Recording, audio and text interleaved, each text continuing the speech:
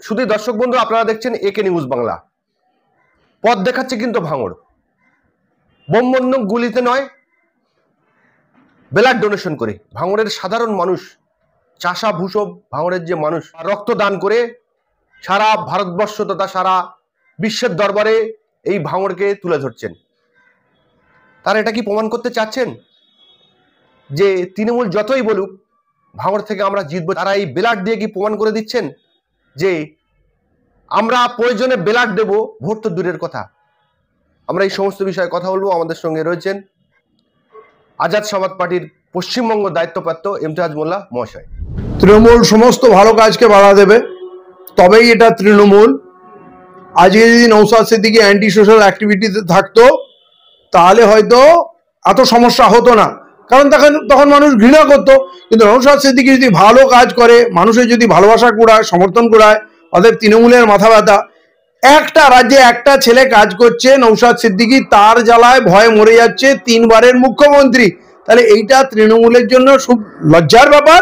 এবং তার থেকেও বেশি লজ্জার ব্যাপার, রাজ্যে যে আরো দুটো বড় দল আছে, বামফ্রন্ট আছে, কংগ্রেস আছে, তাদের আমি কোনো অ্যাক্টিভিটি খুঁজেই পাচ্ছি না এই রাজ্যে।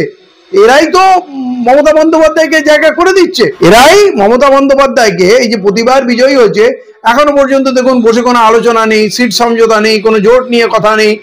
ইলেকশনের আগের দিনে লম্বজম্ব করলে মানুষ কি বিশ্বাস করবে? এখনো পর্যন্ত তো কোনো কর্নার থেকে কোনো জোটের কোনো খবর নেই। তাহলে আমার তো মনে হয় সবাই মিলে মমতা বন্দ্যোপাধ্যায়কে সহযোগিতা করছে। ভাঙড়ে আইএসএফ যদি জনসংযোগ করে, তৃণমূল জনসংযোগ করছে। আইএসএফ জনসভা করলে সেই জায়গায় তৃণমূল জনসভা করছে। আইএসএফ কে কপি করে পাল্টা তৃণমূল সমর্থন সৌন্য কর্মসূচি করে। কিন্তু একটা জায়গায় মার খেয়ে যাচ্ছে যে ভাঙড়ে যে রক্তদান শিবির করছে, সেই রক্তদান শিবির যদি 700 মানুষের আয়োজন করে, সেখানে 800 লোক হাজির হয়ে যাচ্ছে, নিতে পারছে না। কিন্তু তৃণমূল এই রক্তদান শিবিরকে হেরে যাচ্ছে, সেই জন্য কি বাধা দেওয়ার চেষ্টা? দেখেন, তৃণমূল খুব ভয় আতঙ্কে আছে। তৃণমূল ভয় পাচ্ছে আমাদের পাশে মানুষ নেই। এই কারণে যেহেতু শাসক দল মাঝে মাঝে বড় জনসভা করে, পয়সা খরচ করে, গাড়ি দিয়ে 10 জায়গা থেকে লোক এনে মাঠ ভরাচ্ছে, নিজের মনের ভয়টা দূর করার চেষ্টা করছে। কারণ নিজে বুঝতে পারছে আর মানুষ সঙ্গে নেই, তাই মাঝে মাঝে ওই সমাবেশ করে মানুষকে বোঝাতে যাচ্ছে আর নিজের মনকেও বোঝাতে যাচ্ছে যে না, এখনো আমি বেঁচে আছি, আমার পিছনে লোক আছে। তাহলে বলুন তো, শাসক দলকে এত নওশাদ সিদ্দিকীকে, আইএসএফ কে আটকানোর কি দরকার? একটা মাত্র এমএলএ, তাকে গুরুত্ব দেওয়ার কি আছে? অথচ দেখুন পুরো রাজ্যে এতগুলো বিজেপির এমএলএ আছে, তাকে নিয়ে তৃণমূলের কোনো মাথা ব্যথা নেই, পুরো শক্তি লাগিয়ে দিয়েছে নওশাদের পিছনে। এটাই বোঝা যাচ্ছে যে তৃণমূলের পায়ের তলায় মাটি নেই, তাই নওশাদের পিছনে পড়ে আছে। যে নওশাদ কোথায় ভাঙড় থেকে বেরিয়ে আরো 10 জায়গায় ছড়িয়ে না পড়ে, তাই নওশাদকে ভাঙড়ে ব্যস্ত রাখার এইটা একটা পরিকল্পনা। এই যে বলছে শাসক দল বলছে যে ভাঙড়ে আমরা রিকভারি করিয়ে নিয়েছি, এবারে আমরা নিশ্চিত জিতবো, যারা তৃণমূল কর্মী সমর্থক রয়েছে, সেই জায়গায় ভাঙড়ের মানুষ কি এটা প্রমাণ দিতে চাচ্ছে যে ভোট তো দূরের কথা, আমরা নওশাদ সিদ্দিকীর জন্য ব্লাডও দিতে রাজি আছি? সেই জন্য কি এই রক্তদান শিবিরে এত মানুষের জমায়েত? দেখুন, ভাঙড়ের একটা ইতিহাস আছে। ভাঙড় মুসলিম লীগের হাসানুজ্জামানকে বারে বারে জিতিয়েছে। এই আরাবুলকে সিপিএম এর রাজত্বে জিতিয়েছিল তৃণমূলের থেকে, আবার ওই আরাবুলকে তৃণমূলের রাজত্বে হারিয়েছে। আর গতবারে তো ডক্টর করিমকে হারিয়ে তৃণমূলের রাজত্বে নওশাদকে জিতিয়েছে। আমি মনে করি এইটা নওশাদ বা আইএসএফ এর ব্যাপার না, এইটা ভাঙড়ের লোকের ইগোর ব্যাপার, আত্মমর্যাদার ব্যাপার। তাদের যদি কেউ জোর করে দাবিয়ে রাখার চেষ্টা করে, তাহলে কিন্তু তার হাল খুব খারাপ হবে, তার খুব বেইজ্জতি হবে। ভাঙড়ের মানুষকে হারানো সম্ভব না। ভাঙড়ের মানুষকে আপনি যত শক্তি প্রদর্শন করবেন, ভাঙড়ের মানুষ তত ঐক্যবদ্ধ শক্তিশালী হবে। ভাঙড়ের মানুষকে শুধু ভালোবাসা দিয়ে আপনি জয় করতে পারেন, ভাঙড়ের মানুষকে চোখ রাঙিয়ে ভয় দেখিয়ে কখনো কেউ হারাতে পারবে না। ভাঙড় যেটা পারে সেটা অন্য আরো 293টা বিধানসভা রয়েছে, তারা সেটা পারে না কেন? কারণটা কি? দেখুন, সব মানুষ, সাধারণ মানুষ এত সাহসী হয় না, এত আবেগপ্রবণ হয় না। মানে অন্য জায়গায় হয় কি, একটা লোককে মারলে 1000 লোক ঘরে ঢুকে যায়। আর ভাঙড়ের চরিত্র হচ্ছে, আপনি যদি 5টা লোককে মারেন, 5000 লোক, 50,000 লোক বেরিয়ে যাবে।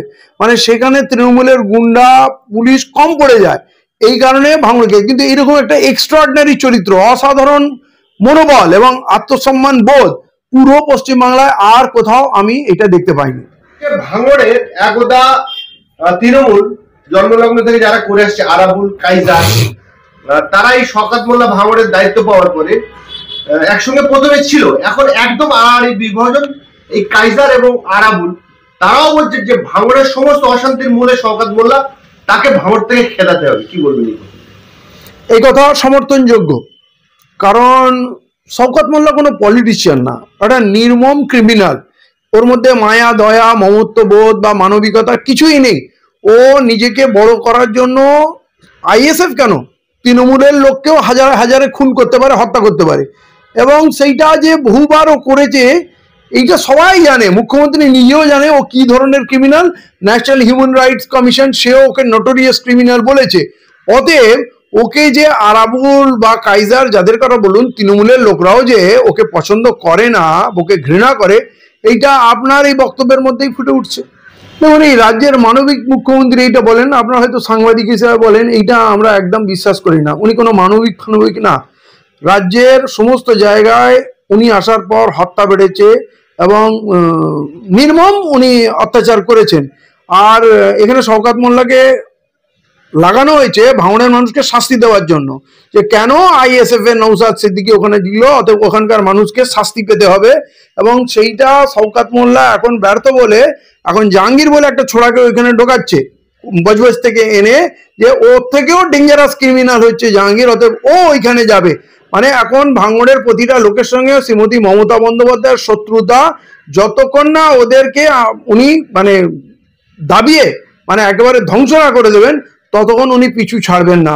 মমতা বন্দ্যোপাধ্যায় খুব জিদ্দি মহিলা, উনি বড় মাপের পলিটিশিয়ান, এর কোনো সন্দেহ নেই, কিন্তু এই বিষয়টা ওনার একেবারেই মেনে নিতে পারছি না যে উনি বিজেপির ৭৭টা বেরোলে ওনার কোনোই অসুবিধা নেই, কিন্তু একটা নৌসাদকে উনি সহ্য করতে পারছেন না। সংখ্যালঘু দরিদ্র নয়, এগুলো তো আপনারা সব ভার্সান বানিয়ে রেখেছেন। সংখ্যালঘুর সব থেকে বড় শত্রু যদি কেউ থাকে তাহলে সেটা মমতা বন্দ্যোপাধ্যায়। আপনি ওয়াকফ আন্দোলন নিয়ে নেন, ধুলিয়ানে উনি যে কাণ্ডটা করেছেন, ৭৫৪ জন জেলে ভরলেন নিরপরাধ লোককে, তাদের এখনো চার্জশিটে তাদের অপরাধ প্রমাণ কিছু দিতে পারছে না। ২৩৭টা এফআইআর, একটা ঘটনা ২৩৭টা এফআইআর, এটা একটা বিশ্ব রেকর্ড, এবং ৬,০০০-এর উপরে লোকের নাম দিয়েছে, কিন্তু তাদের কোনো তথ্য প্রমাণ দিতে পারছে না যে এরা কি অপরাধ। মানে ৫ মাস পরেও যদি তারা জেলে বন্দি থাকে, এর থেকে নির্মম ঘটনা ঘটতে পারে? এটা কে করছে? মমতা বন্দ্যোপাধ্যায়ের পুলিশ করছে। তাহলে আপনি ওনাকে মানানিয়া বলবেন, ওনাকে সম্মানিয়া বলবেন, ওনাকে সংখ্যালঘু দরদি বলবেন, তাহলে তো আপনার এই কথার আমার সব থেকে আগে বিরোধিতা করতে হয়। যেভাবে ভাঙড়ের সাধারণ মানুষ এবং মা ও বোনেরা যেভাবে বেরিয়ে এসে ব্লাড ডোনেশন করছে, এক জায়গায় 700, তার রেকর্ড ভেঙে এক জায়গায় 750, এক জায়গায় 750 তো তার রেকর্ড ভেঙে এক জায়গায় 800, এক জায়গায় 800 তো তার রেকর্ড ভেঙে এক জায়গায় 900।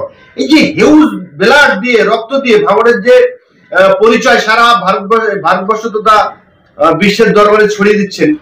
ভাঙড়ের মানুষ, বিশেষ করে মা বোনেরা আমাদের প্রত্যেকেরই শ্রদ্ধার পাত্র, এবং আমার মনে হয় ওদের কাছ থেকে পুরো বাংলাকে অনুপ্রেরণা নেওয়া উচিত যে লড়াই কি করে লড়তে হয়। গণতন্ত্রকে বাঁচাতে গেলে প্রয়োজনে রক্ত দিতে হবে। এই স্বাধীনতা ভারতবর্ষের অর্জন করতেও আমার পূর্বপুরুষরা অনেক রক্ত দিয়েছে। ভীত সন্ত্রস্ত জাতি কখনো স্বাধীন হতে পারে না, এবং বাংলার মানুষ তাদের কাছ থেকে অনুপ্রেরণা নিক। আর এই যে রক্তদান এরা করছে রেকর্ড পরিমাণ, এটা মানবতার সব থেকে বড় পরিচয়, কারণ ওই রক্ত না হিন্দুর জন্যে না মুসলমানের জন্য, মানুষের জীবন মৃত্যুর লড়াইয়ে এরা সঙ্গী থাকছে। এর জন্য এদের অসংখ্য ধন্যবাদ, এদের প্রতি আমার শুভেচ্ছা রইল। এবং ভাঙড় খুব পবিত্র জায়গা, ভাঙড়ের মানুষের মন, তাদের চরিত্র অনেক উন্নত, এবং বাংলার স্বাধীনতায় যেমন ভারতের স্বাধীনতায় বাংলার অবদান ছিল, এই বাংলার স্বাধীনতায়, বাংলার মুক্তিতে ভাঙড়ের বড় অবদান থাকবে। আজকে দেখুন পুরো বাংলা পরাজিত, একমাত্র স্বাধীন মাটি হচ্ছে ভাঙড়, যেখানে তারা নিজেদের পছন্দের এমএলএ তারা তৈরি করেছে, বাকি সমস্ত বাংলা কিন্তু পরাজিত।